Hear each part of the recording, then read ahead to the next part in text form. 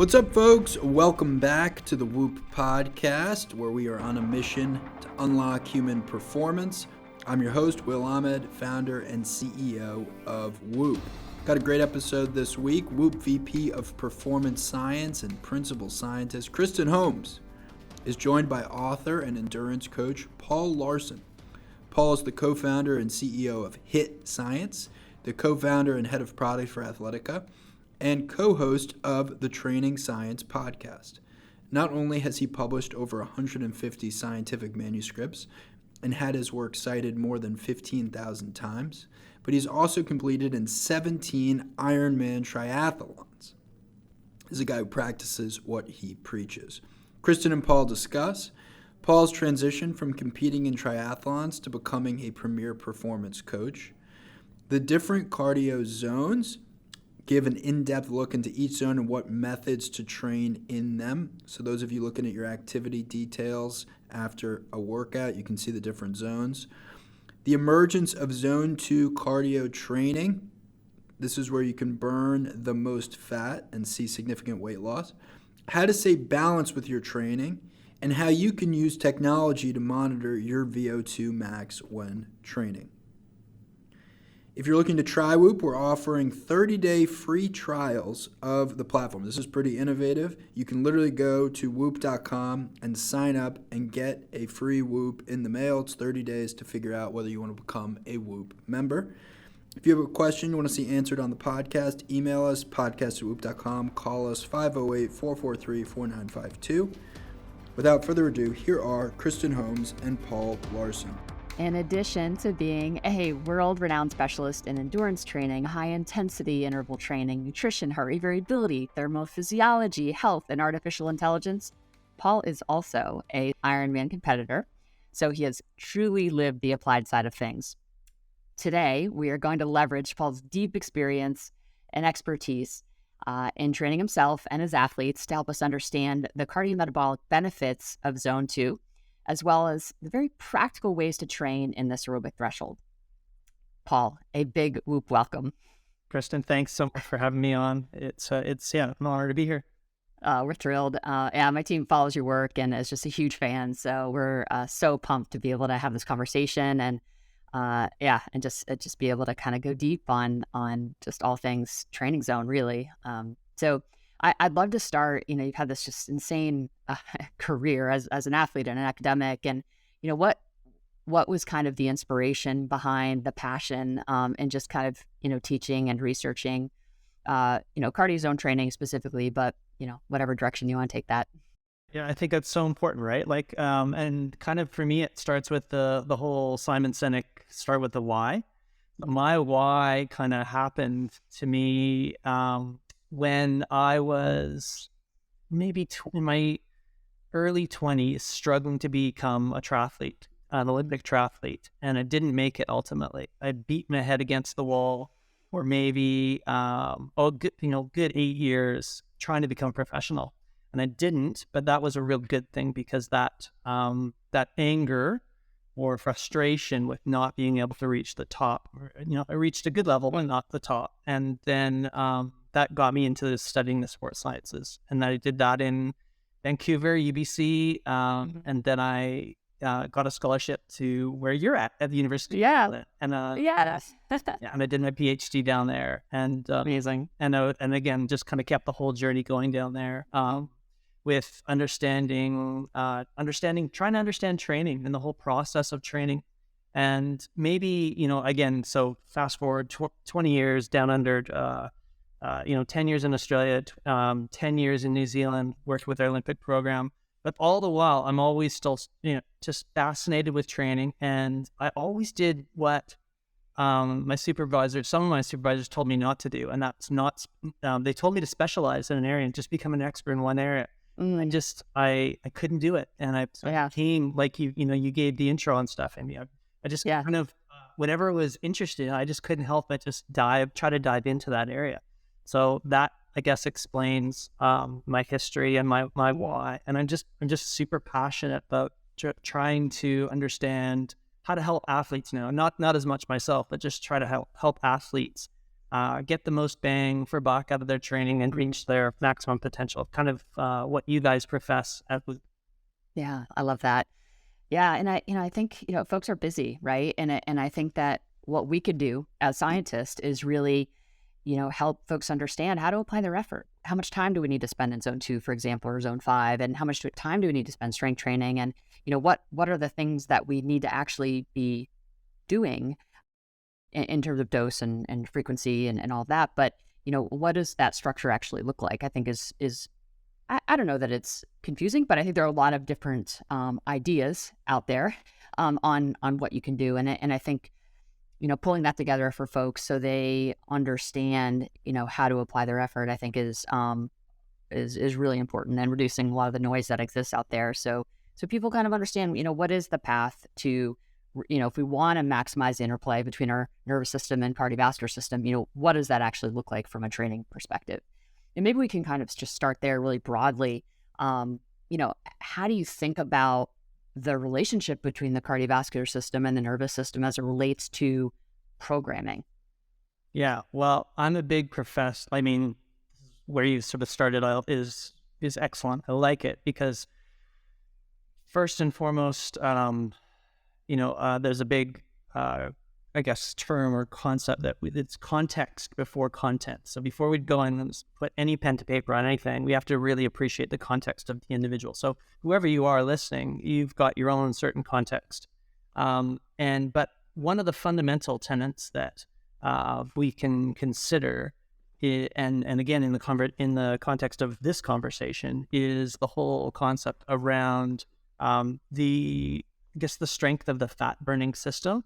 And the fat burning system it enhances both the endocrine, nervous system, immune system, and the stronger your fat burning system is, the healthier you tend to be. So that's a great place to kind of start with you, whoever you are sitting here listening. You really want the opportunity to be able to oxidize fat, especially at rest, and because it's going to facilitate everything that you do, your work performance, and certainly your exercise performance and your training. That's a real big important concept and place to start. So what does it take to get into that threshold where that fat oxidation is happening? Yeah. And again, back to context. If you are in the situation where maybe you're highly stressed, maybe you haven't paid great attention to your diet throughout your life, and I'm putting myself there as well. I started with way too much. I had the wrong start to my life in terms of my nutrition, and I was a big believer that carbs were the most important thing, and that I could eat as much sugar as I wanted, and I'm an athlete. I'm burning it off. And unfortunately, I believe it. I know you've had Dan Plews on the podcast before. So Dan and I were back training at the New Zealand Olympic program in the Mish building there, and every day we would be plowing down our coffee with 2 sugars and a muffin, and I started getting a gut ultimately, and so something was going wrong. Even though I was training with Dan Plews, it was like Kona world record holder now for the age group, but it was kind of we were training everything, and still I was getting metabolically I wouldn't say. Again, I was getting kind of overweight or over fat, I like to call it. I was depositing too much fat around in my abdomen kind of area. And that was and then I had high blood pressure as well. So my fat oxidation I was losing it. I was in my late 30s going on 40s. So it kind of caught up to me. I couldn't outrun a bad diet. So, and there's a bunch of things, as you know too well, to change the game. And it's not just the zone 2 training, which we're going to get into today, but it's all the other things. It's sleeping well, and it's lowering stress and whatnot in your life. It's circadian rhythm, and all these sorts of things. And these go back towards making you a healthy athlete. and then your fat burning ramps up, and then you start to be able to absorb your training and recover well between sessions. And I'm kind of ramping on. I think I've even forgotten. No, it's great. With it. Yeah, no, you were just kind of talking about the role of just how to think about fat in the context of, and maybe we can talk about just the different training zones. So maybe just for our listeners who might not be familiar with the different training zones and what is actually happening in each zone, maybe just a quick overview of the training zones, and we could talk about it, and feel free to insert your point of view, and in terms of polarized training versus, there's lots of different ways to think about these zones in the context of how we train and what we're trying to get out of it. So feel free to just, kind of give a definition and kind of insert your point of view around what is most efficacious. Sure. So it's always difficult when, and again, this is from I love listening to podcasts, but when I listen to podcasts, sometimes it's hard to kind of picture these sorts of zones. But many of us are familiar with either a 3-zone model or a 5-zone model. I think most of us are probably more familiar with the 5-zone model. And that's what we have on Whoop. So if we talking in the context of 5. Let's talk through the 5-zone model, and let's just go 1 through 5 to start, right? let's just talk through them. So your zone 1, this is your your warm up or your recovery kind of pace, your cool down kind of pace. It's where life happens, right? For the most part. Yeah, you could go for a nice walk or a stroll. And a lot of us will be kind of hanging out in zone 1. Right. And it is kind of where life hangs out. And it's, 55 to 72% of your heart rate max is kind of where the textbook would say that this zone sits around. It should feel really easy. And then now we're moving into the now popular zone 2. This is steady work. So if you're, and this is it really is, it is the trend at the moment, but it truly is kind of where it is good place to kind of hang out and spend some time, and that's in your zone 2. And this is where probably your fat max occurs as well. So you probably have a lot of fat oxidation kind of happening to fuel that exercise. And you can go 1 to 3 hours. You can go. I've got guys I'm working with right now talking about 7-hour rides in their kind of their zone 2, right? But it's context, right? So this is really where you get a great stimulation of the fat oxidation. And that's why you think it's probably become so popular, is that we are seeing all these physiological benefits from extended time in this particular zone. You got it. Is it? Yeah. That is probably it. So if you want to know why this is kind of trending right now, is because people have realized that this goes towards building your fat max. Your fat max goes towards building your immune endocrine systems. It facilitates recovery. You're going to sleep better if you get a lot of time in your zone 2, and all these sorts of things. And it's just a fundamental sort of principle. So.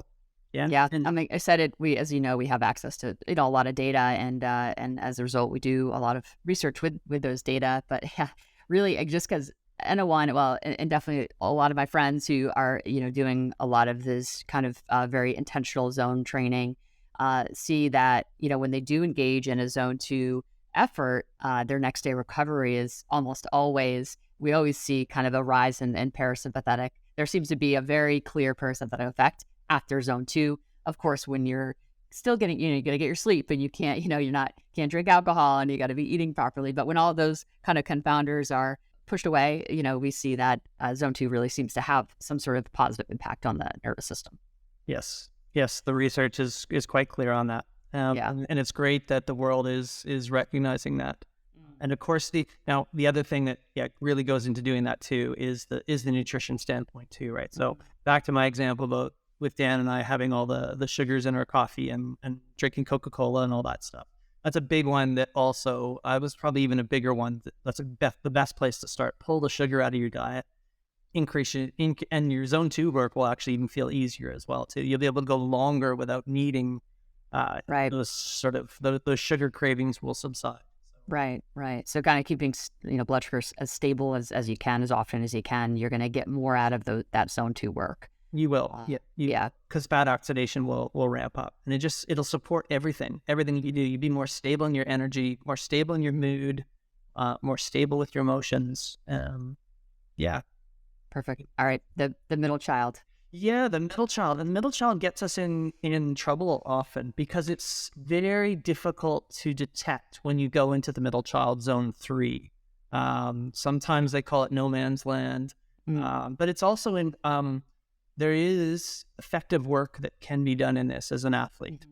Again, back to context, right, where we started. So this is your tempo, your sweet spot training. If the work is intentional in there, like those of us that are doing 70.3 races, Ironman races, you're going to spend your day, if you have a good day, you're going to spend that in your zone 3, right? That is where you're going to hang out.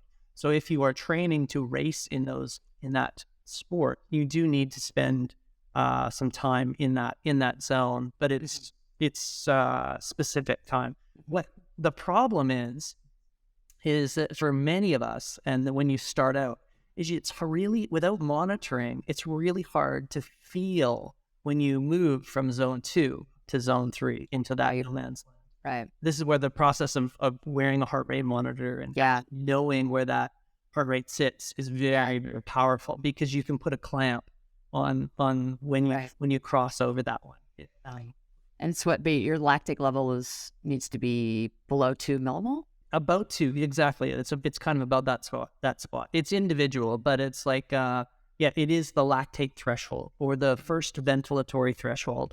So all of a sudden you get a little bit more blood lactate being released relative to lactate and hydrogen ions.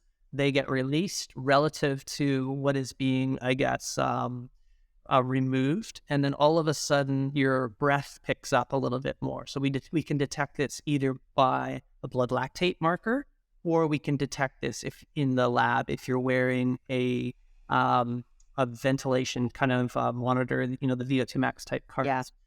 And it's very exciting, but we're actually moving to the place now where different technology companies are actually being able to take a marker of respiration. So there's shirts that are being developed that are actually being able to mark this point as well. So there's a few, but generally speaking, we should be able to get this, sort of through our heart rate marker. And do you get buzzed when you're getting outside of that zone 2, or if you're going below your zone 3, depending on what your intention is? Yeah, physiological. There are technologies, that do that, right? So the Frontier Bleep Monitor does that, for example. There's the what is it called? Oh, the TimeWear shirt is working on this innovation. There's lots of really cool companies, people that are into this whole thing. So for the lay person, so we're going to kind of keep going through the zones, but as I just thought of this, and I think it's important. For someone who does not have these types of technologies to monitor, when they're kind of going in and out of these zones, and we know that being in zone 2, for example, and continuously is important, right? We don't want to go from zone 2 to zone 4. Like if in fact we're trying to maximize the effect of being in zone 2, we want to try to make it as continuous as possible. Maybe I'll stop there. Is that correct? Just to we don't want to bounce in and out of zone 2. If we're trying to train in zone 2 and kind of maintain that threshold and get maximum benefits, we want to try to kind of be continuously in that zone for how many? What's the time frame? That is where the magic happens. 1 to 3 hours is the effective time dose. Textbook kind of say, but there's with training, as you know, there's so many different ways to skin the cat, right? Sure. So it's not impossible to do infinite varieties of training within all of these sorts of things. But a good organization is to do specific work that's in this zone. But sometimes, you got to go up a hill and whatnot, or your intensity is going to rise for a bit. So you're not going to crush your zone 2 session when you kind of Definitely not. We can't get too robotic about the whole thing. Totally. You got to go into the flow a little bit. But it's like, when you go back and you analyze everything, it is nice when things are sort of sitting up. And that's what a lot of the research has done, right? Where we wear these monitoring devices, and then we retrospectively look back and we can see what has kind of been done, what's effective to reach to good outcomes. And this is where we get to the whole polarized training method that I think was really keyed by Stephen Seiler, a colleague, and yeah, it's really when you have about the bulk of your training, 80% of your training in zone 2 or below. It probably counts for zone 1 as well, but 80% of your training for well-trained to elite athletes tends to be effective when they have at least 80%, sometimes 90% of their training in that, sort of that zone 2 or below. But of course, with the context and the caveat that we just said, where, there's small rises and stuff. Right. And would you say, so for someone who, again, isn't, kind of hooked up to anything, talk test, is that a good... Perfect. Just and be able to breathe mainly through your nose is maybe another good way to kind of train that zone.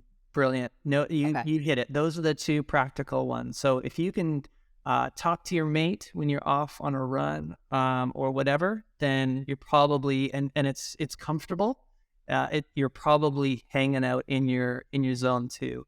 And if you're having trouble doing that, you're probably drifting into zone 3. And then likewise, if you can nose breathe, if you've got, there's some of us are inhibited in terms of structures in our nasal, bones and our nose that is just going to inhibit our ability to nose breathe. But for the majority of us, we can do this, and it's another great one. So heart rate in a known one where it's kind of sitting below about 70%, it's like 70 to 80%.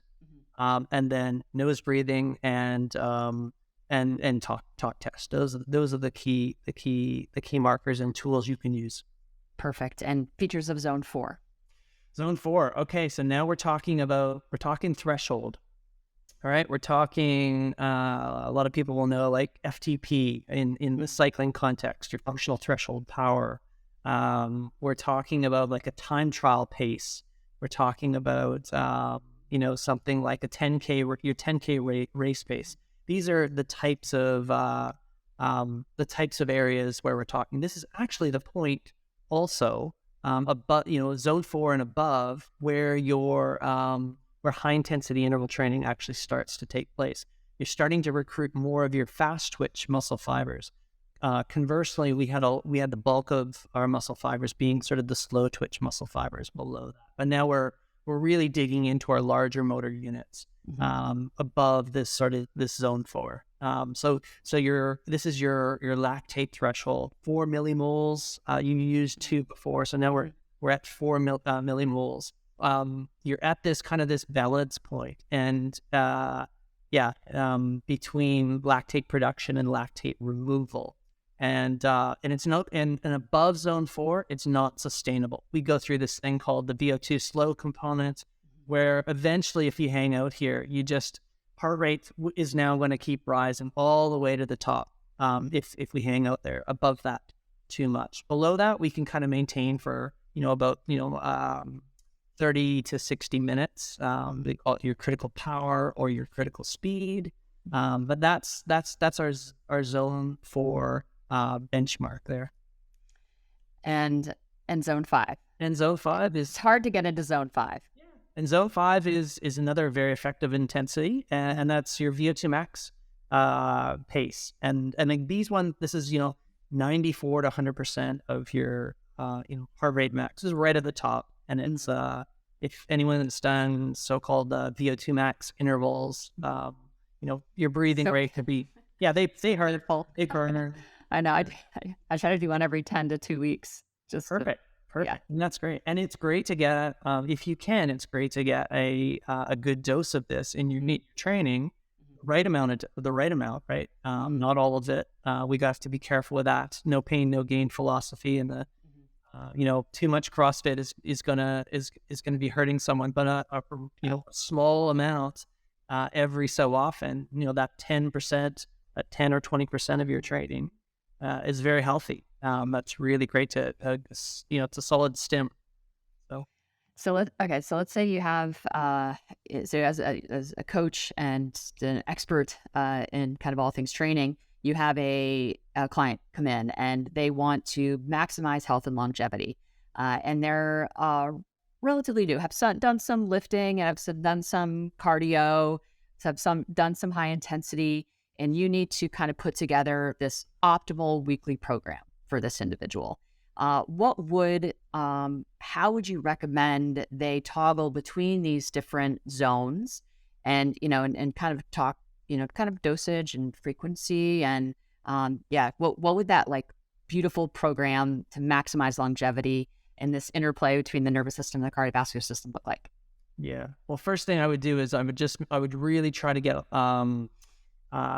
get some more insight into this individual, really appreciate their context. Are they, we've just been through this whole thing, like, do they appear that they have any issues with, fat burning? Or do we see some overfat sort of tendencies in their appearance, say, for example? And that's basically the deposition of too much fat in the abdomen sort of region, right? That's where the body will start to begin to store a lot of fat if stress or sugar levels are ultimately kind of out of control. So circadian misalignment. That's a place to start. Yeah, exactly. And this happens to all of us, right? I'm sure it's happened to you, Kristen, and I know it's happened to me because we're type A kind of individuals, right? So we go out of balance and then we come back in, right? So we want to kind of come back in, and that's probably what the personal trainer is trying to help them. So, all these kinds of tools that we're speaking about are important to do first. Maybe to the context of the podcast is zone 2. It really does have a good place here, and it can be a very important lever for that trainer to kind of now pull, is to say, hey, let's see if we can do some zone 2 work in that. That weekly microcycle, because we know it's probably going to increase your ability to oxidize fat throughout your life, and it's gonna have a cascading kind of effect on everything. So yeah, that's the first one, and then you can add in all those other various different things that we spoke about. The strength training in accordance with the goals of the individual, and then some of the other zones potentially as well. So a high intensity interval training workout potentially that targets your zone 4s or zone 5, or even potentially above that. And there is a zone 6 as well that really hits the large fast twitch muscle fibers. Yeah, it's like 10 seconds of work. Yeah, where you're just going as hard as you can. Yeah, flat out. Perfect. Yeah. So all those various different things. In the context of the individual, what they want to achieve. Yeah. So before we kind of continue to go down the zone 2 rabbit hole, I suppose what's your point of view? I think if the zone 2 is becoming way more popular, right? People are talking about it a ton. And as a result, as an industry, I feel like we kind of over-index, and now it's all about zone 2, and we kind of are forgetting some of this other work that's really important for brain function and overall health, like the getting into these higher zones. We know there's a relationship between, cognitive functioning and, and the release of really important chemicals when you're in these really kind of high intensity zones.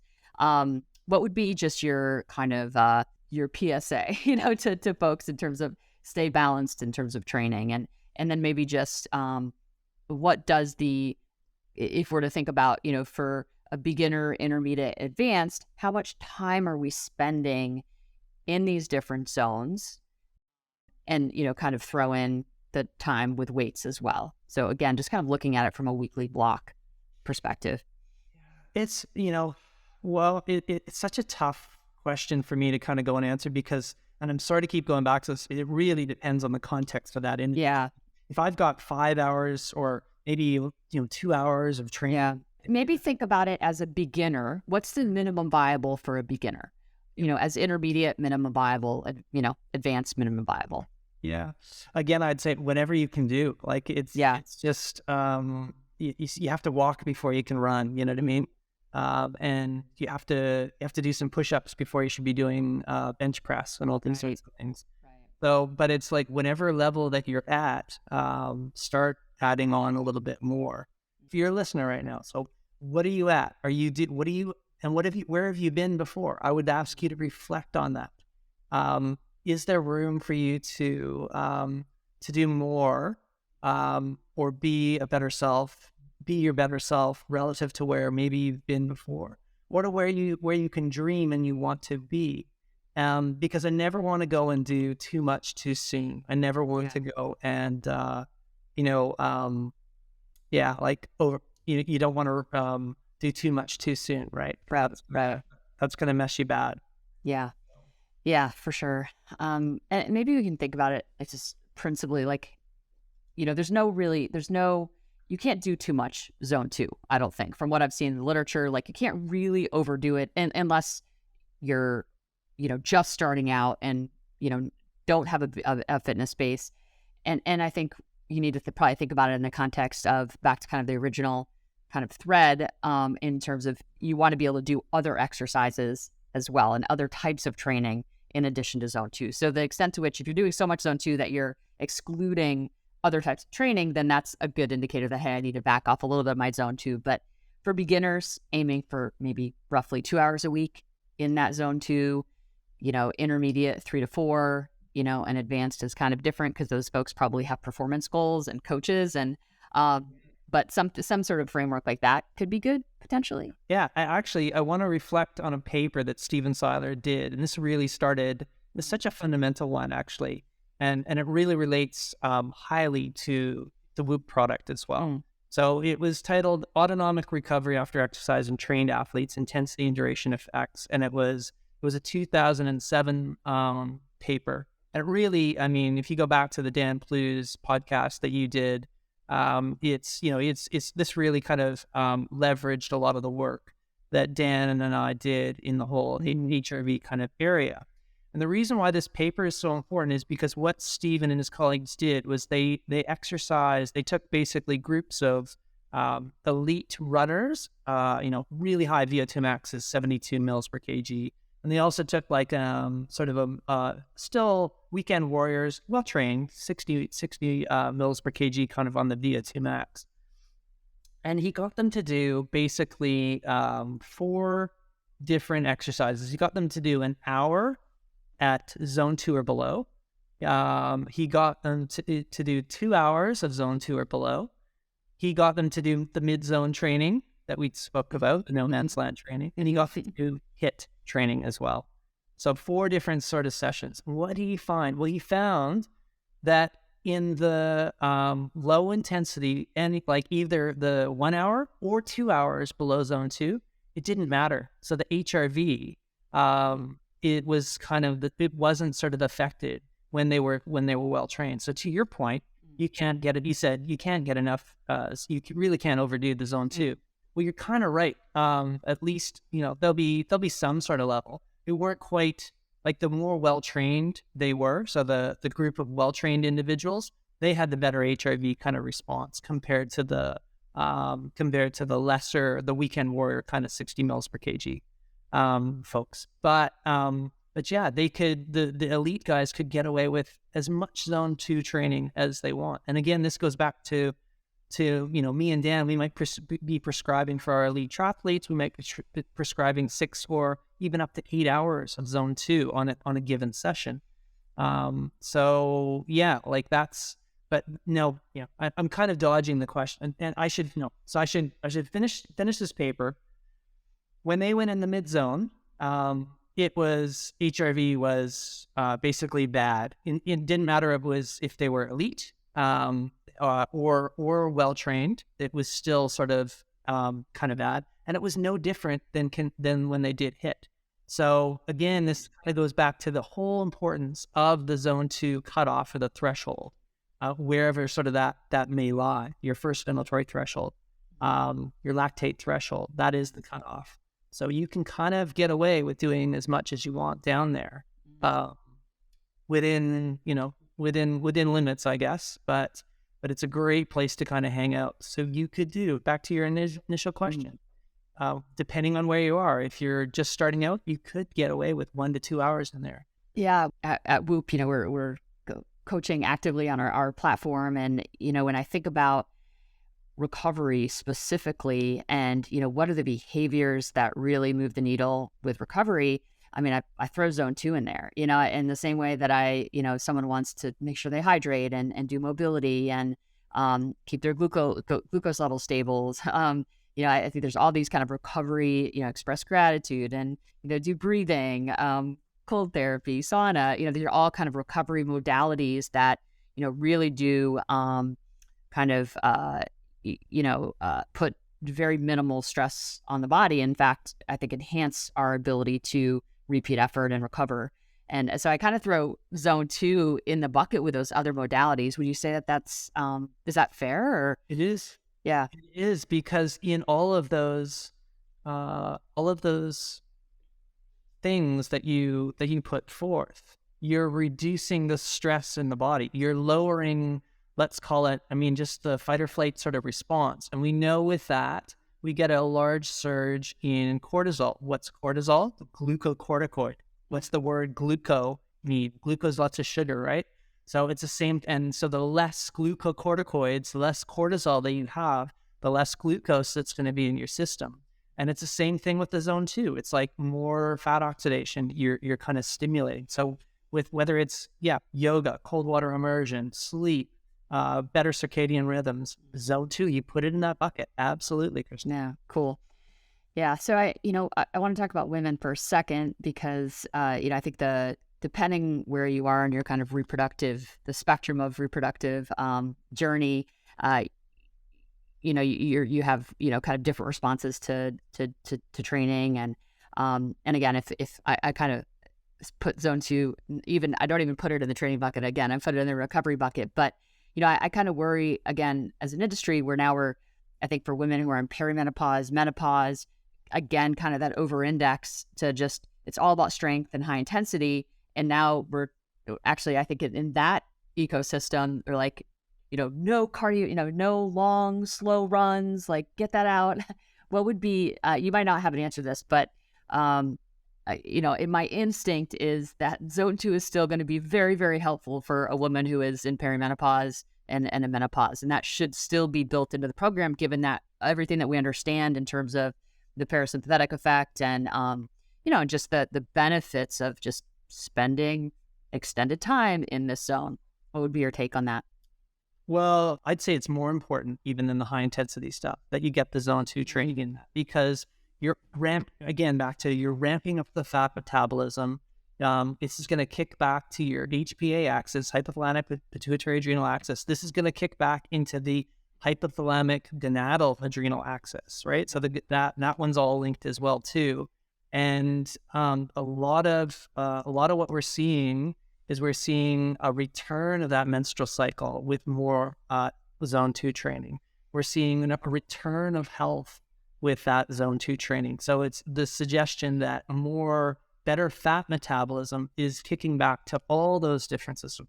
It should be no surprise, right? Everything's kind of related, right? The healthier you can feel and be, that's going to be reflected in the whole gonadal axis, right? The sex hormones, etc. So, and probably the same for guys too, right? So the guys can run into these problems too. Yeah, and I think you nailed it. I think in terms of HPA axis activation, like that, when that is, that has an indirect effect on melatonin, on our reproductive hormones, on uterine receptivity for women. Yep. So, when you think about HPA axis activation and reproductive health for men and women, it is so central, right? And just understanding this link between zone 2 training and its impact on HPA axis activation is, you start to put together the puzzle, right? And I know that's what we do is our research is all about putting this puzzle together. But yeah, I guess I just get a little worried in that I think people get so dogmatic about one way and kind of forget that, hey, it is truly about balance, I think, and just in understanding, that what we're actually trying to achieve kind of mechanistically, and what these different types of the cadence and the different types of workouts and the frequency and the time and all of that really ladders up to improving our tolerance for stress. and really putting us in a position to, be much, much healthier individuals. And I think our reproductive health is this incredible signal in terms of, are we training correctly, recovering correctly? And I think if those signals are off, then I think going back to our training and our nutrition and our sleep and circadian, all these things are kind of foundational. But yeah, I would almost think that females even have a better barometer sort of than males. Totally. A menstrual cycle. With the cycle, yeah. If your cycle starts going off, then that's probably a really key indicator that maybe those stressors are getting out of hand. Remember that stress can come in so many different forms, right? It can come from that exercise that we're doing, like too much high intensity training. You'll feel it there. Nutrition is a stress. So if we start, if our nutrition is way out of whack, you're going to start to feel that as a stress on your body. Circadian rhythm, sleep, all emotional stuff, problems at home, whatever. It's all going to kind of link back. It all links back to stress, and yeah, you'll definitely see that. Is there any any literature that you can kind of think of that ties this zone 2 work to reproductive health? Maybe it is via HPA axis. I just wondered. Well, again, I think this is going to come out in the study that we're doing right now. I'm sure there is a lot of there's probably some good literature out there that's showing this. My bias and my awareness, I'm reflecting on a paper that I did with Phil Maftone, and we titled it "Athletes Fit but Unhealthy," and it was basically, it went back. It was all cycling around the HPA axis stuff that we're talking about right now, and I meant Phil because actually I did a paper with Steven, and it was on basically showing that fat oxidation at high intensity exercise was actually really important, and we hadn't thought that before. We thought it was all only about carb oxidation at high intensity exercise. Well, what we showed with Steven was that basically when you're that same sort of group that I talked about before, the guys that were killing it on their intervals were big fat burners. So they were doing the extra HIIT work with fat metabolism. That was what it kind of explained it. So Phil, who's been about fat metabolism this whole thing all his life, he emails me up and he says, "Congrats on the paper." Now, I'm a triathlete, so I'm a huge fan of his because he's coached Mark Allen, the 6-time champion of Kona and stuff. I can't believe it. And then, anyways, we go on to write at least 10 papers or more in all the various different areas after that. But this was one of the key ones, and a lot of people talk about this one: athletes fit but unhealthy. So that's kind of a, you don't think that, right? We think of our athletes, we think they, bronze, amazing, the epitome of health. You look good on the outside, but the inside's all this stuff. Actually be unhealthy in the inside, and many aren't. And this is, this is what I forgot the name of the author. It just came out, but basically showing that sometimes even athletes presenting with in studies, they're coming in and they're wearing these continuous glucose monitors, right? Like Super Sapiens or Dexcom and whatnot. They are actually going into the unhealthy kind of phase where they're almost pre-diabetic. Oh yeah. Blood glucose levels appearing in a study with big VO2 maxes. Yeah. But they did exactly what I did. They would mainline Coca-Cola or whenever it might be, and just not thinking that it's not going to harm them. And then their fat metabolism gets out of whack, and it's a stressor, and all these things we were talking about. It messes up the HPA axis, messes up the gonadal axis, and we go into these various problems. Even though we're doing the exercise, we haven't paid attention to all these other things. Yeah. And I think for anyone who might be listening and thinking, "Oh no, is that me?" You can actually, even if you're trending towards pre-diabetic, you can reverse that in like a month, just by reducing your sugar intake or just eliminating sugar, being, just really mindful of no packaged anything, just eat from the earth, lots of protein, at least 30 grams per meal, and then get out and, do some zone 1, zone 2 work. And literally in a month, you can reverse your metabolic issues. So, it's not, I know it can feel like that's a lot, but what would really suck though is getting diabetes. So it's I think for folks listening who are like, oh yeah, I look good on the outside, but internally, am I really where I need to be? These are, period is a great, signal. I think getting a continuous glucose monitor for a month just to see what your fasting glucose levels actually are, if they're in that, what is it, like 110, 115 fasting glucose, you're pre-diabetic, right? And you want That's what he found 3 of the 10, 20%, 3 were pre-diabetic. But also to your point, this is the cool thing. Well, they in the study, they did a high carb and they did a low carb diet. So, and in the low carb diet, they reversed it within the 30 days. So they were no longer pre-diabetic. So just to your point, you said you can change this in 30 days. Yeah. Well, 100%. So those 3 individuals, they completely reversed it within only 30 days. So you can reverse it very, very quickly if you can get to break the habit. Yeah. Another tip too is just literally focusing on the timing. Early eaters versus late eaters.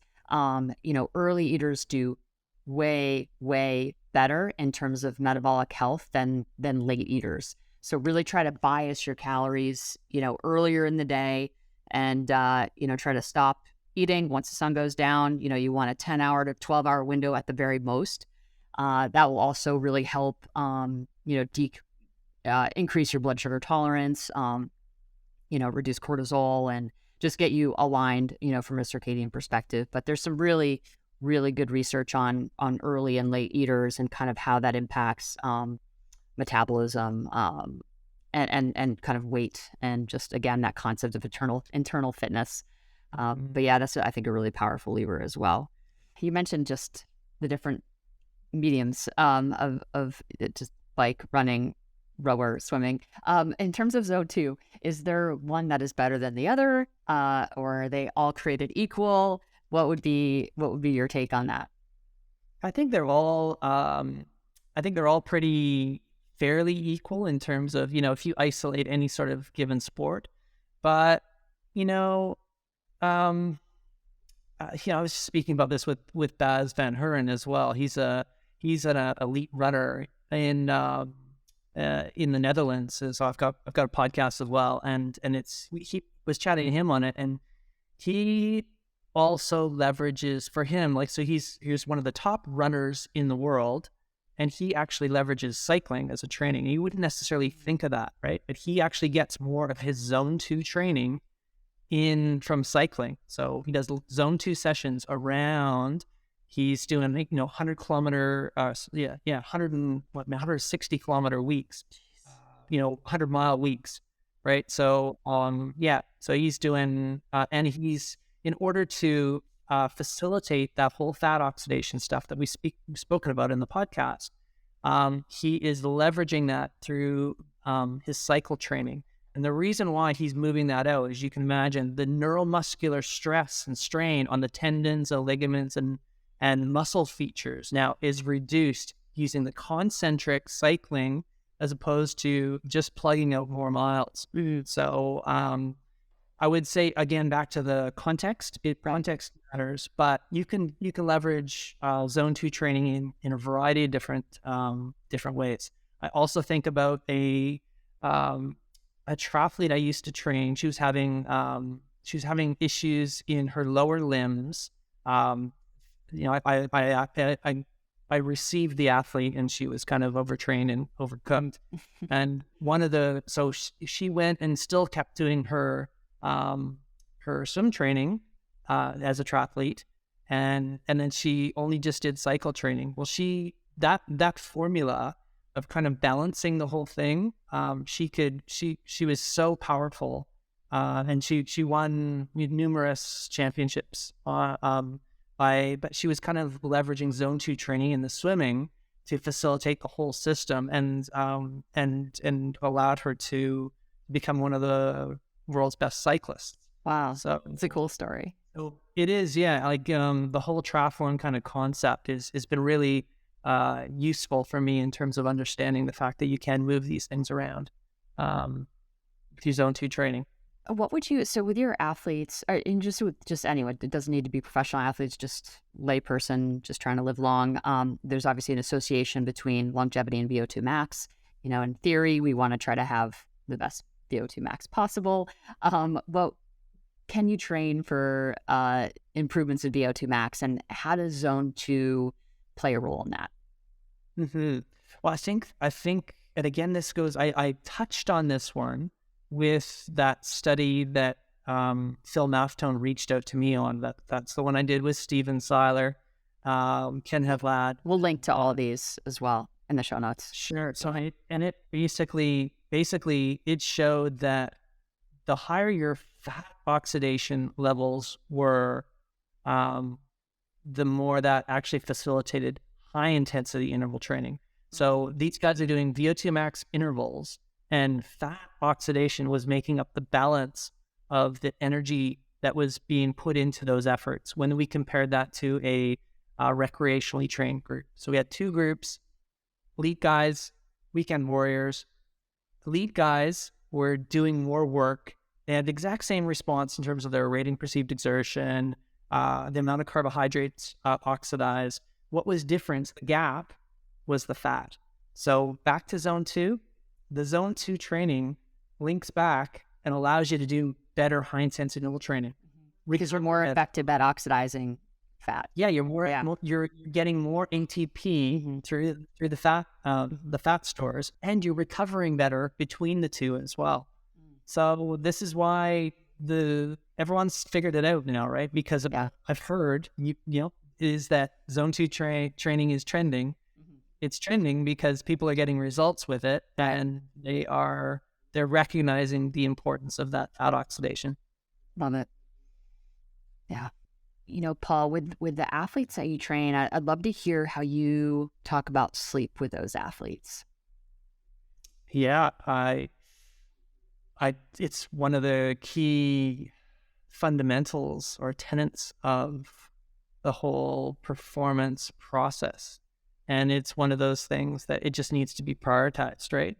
And off air, I remember we were talking about the circadian rhythm and going to bed at the right time and all these things. So, it's just critical. And, this is probably a good place to just review for all of us some of the things that we want to be making sure that we're doing for good sleep hygiene and getting a good sleep. So even some serious basics are just like a well-ventilated room, like, having a window cracked if you can. Having clean sheets is just so simple, but some of us we're busy people, so we don't go and clean our sheets. So think about how you feel when you go into bed and you've got a clean bedding, well-ventilated room. The obvious one, the obvious elephant in the room for all of us is the technology. We got to turn the technology off at least an hour before we kind of winding down. I read, a good old-fashioned book made of paper. It's just awesome for me. I just love that, and it kind of calms my mind. Dark room as well as another one. And then there's other little ones too. I'm sure you've probably interviewed other guests and stuff, and I've learned this one. But like things like if you're snoring, a really good method. I think you had Daniel Nestor or James Nestor. Yeah, to tape. I read his book, and I tape my nose because. I tape my nose. I'm like, don't do that. No. But I tape my mouth. Of his work. Yeah, and that's huge. That is huge. Yeah. And it's a bar. My wife looked at me one day and she saw that. And she just, you're a nut. But no, that is a path to just better overall quality of life, and just when we're not breathing properly. And this was very clear. Just interviewing James and having read that book and read The Oxygen Advantage by Patrick McEwen. It's like you want to fix that first. And once you fix your breathing, things right itself, your sleep rights itself, your just even how you use energy, just everything. Yeah. So those are all the things. And then Yeah, I mean, those are the main ones. It doesn't always necessarily solve it. Sometimes you still will have a hard time going to sleep or waking up at night. And maybe you need a specialist, or there's, nutrition things you want to manipulate. You spoke about some nutrition timing stuff that's probably important for that as well. But I would start always, even with training, you start with the basics and the fundamentals first. Yeah. That's always a very good strategy to kind of take. Yeah. And I think like when people consider this concept of internal fitness, that you got to get the foundation right first. Because it's the foundation, I always say this, the foundation's not there, you're kind of layering inefficiency on top of inefficiency, So, in order to kind of maximize these different, training modalities, you really want to have the sleep, the nutrition, and the requisite amount of recovery in play in order to make sure that you're, really maximizing the time that you're putting into your, the workouts. Exactly. Yeah. And everything just continues to link back to, it's really all the same stuff, but fat, oxidizing the fat that's we're ingesting or is stored in our body is the fundamental kind of principle here. Being able to have the hormonal, milieu or organization that allows that fat to come out of our body. That, insulin isn't sitting super high. If insulin's high, we're in an anabolic state. We can't get fat out because that hormone is telling all of the fuel substrates to be stored in our body. Yeah, it's not getting shuttled to the cells. Not being shuttled out, exactly. And as soon as we unlock that,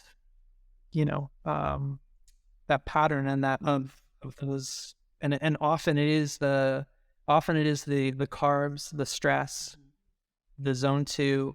You get all of that, and in the sleep, when all of that kind of goes, then the fat comes out, and people are they're blown away. It's like, oh my gosh, I leaned right up and feel so much better. I'm sleeping so much better, and then your brain health is so much better. Like you're firing on all cylinders. Yeah. Like we are right now and whatnot. So you want that that energy and stuff in life. Yeah. So yeah, I wish that for everyone listening. Yeah, that's beautifully said. And I think the other thing folks can expect, and we get, because we measure heart rate variability and we tell folks it's an important metric to track, and you wanted a upward trend over time.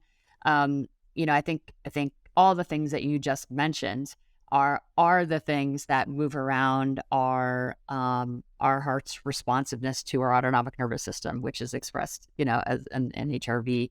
So, I think that's, is there anything else, you've touched on it, throughout the podcast, but is there anything else you want to say about heart rate variability and zone 2 training specifically? And I don't think really, I think that we've got the fundamentals here, that, the bulk of your training should be in that zone 2 area. When it is, as we spoke about with Stephen Seiler's study, it's, you really kind of can't get too much of this. And within reason, relative to the context of the individual, it's where you want to maximize the most time. The research supports that. You don't forget to get the regular dosage in smaller amounts of the high intensity stuff too. Don't neglect that, because that's still important. Sounds important. Yeah. But like if you get the bulk of your training in that zone 2 area and below, you will maximize your fat oxidation. Your HRV should be maintained or elevate, and that's healthy. That's healthy living. And then maybe just again, in the interest of just balance and reminding people that zone 2 and zone 5 and resistance training are also important. How do you advise individuals just to build that into their programming each week? Yeah, for me, I want to have I'll just speak to myself, and this is I want to have component of all of those things every day of the week. So you see my gym behind me. So I've just, prior to the podcast, I got all revved up, and I like to lift heavy. Nice. But of course, I'm a triathlete too, right? So I like to do swim, bike, run, and all those sorts of things too. So and I will just be the bulk of the training will be zone 2 sort of work. I love a long aerobic stimulus in the sun too. Actually, vitamin D is another really key one too. Yeah, We kind of didn't mention that in the podcast, but if you can get outdoors and get into the sunshine, that vitamin D is a big stimulator of your fat oxidation as well. Yeah. So I'm glad I was able to mention that. Yeah. And that's getting your skin exposed to the sunlight. It's really important. Obviously do it safely and all that, but yeah. Of course. But it really, really is. It's a big one of your whole, it's linked to all of these things.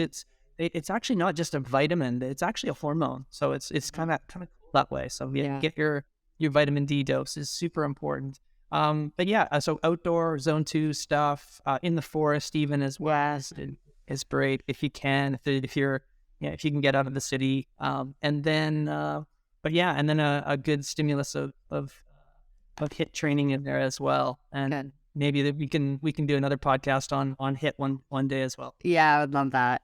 Yeah, I would love to talk to you about sprint interval training versus HIIT, and really go deep on all the different ways that we can get into that zone and how to think about it. So yes, we'll take you off on that. So Paul, where is the best place for folks to follow all the good work that you're doing in this space? So I've got a few little businesses called, if you, I'm really only on one social platform, and that's Twitter. So it's Paul B. Laursen at Twitter. And I've got a personal website, paullaursen.com. And my main 2 businesses are Athletica AI and HIITscience.com. Amazing. Well, you can check those out there. Perfect. I need to get on Twitter. I kind of, I haven't gone that path yet, but I don't know. That's okay. I'm scared of Twitter. I try to stay off most of the socials because they just so I can keep focused on the business sort of side of things. Yeah. But I know they're important. Yeah, exactly. Well, great. Well, thank you so much for your time. You've been so insightful, and I know our members are going to really, really, really value the conversation. So thank you. Awesome. Thanks so much for having me on. Yeah, no problem. Big thank you to Paul Laursen for coming on the show today. Talk zone 2 cardio and training and everything heart rate zones. If you enjoyed this episode of the Whoop podcast, please leave a rating or review.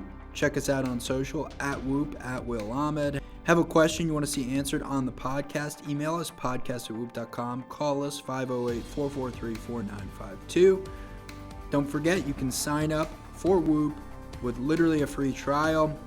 30 days to decide whether you want to use Whoop. You get a free Whoop in the mail. And that's a wrap. Thank you all for listening. We'll catch you next week on the Whoop podcast. As always, stay healthy and stay in the green.